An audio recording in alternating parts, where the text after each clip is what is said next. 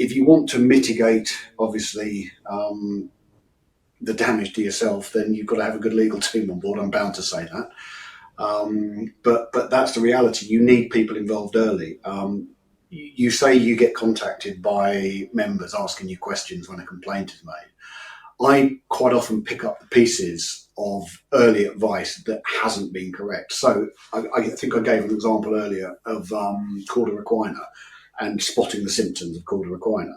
So I've had a few cases in the past where that sort of thing has cropped up. A complaint is made, and both GEOSC and the GCC give you 28 days to respond. So when the formal notification of complaint is given, they say you've got 28 days to respond, and people panic and they think, oh my God, I've got to write something down, I've got to get something in, I've got to say something.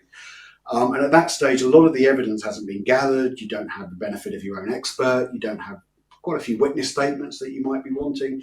And people do a knee-jerk reaction response, and they might say something like, oh, well, they didn't have saddle numbness, so I assumed everything was okay, and that's the end of it.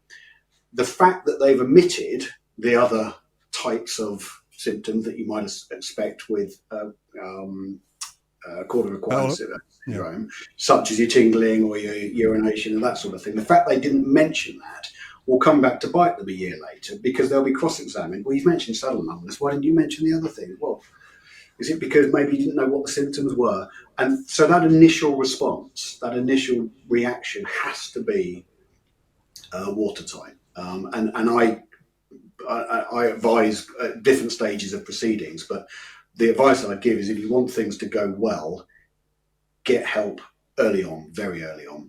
Don't assume that you have to wait until the final hearing, because everything you say, everything you write down, every email you send will count.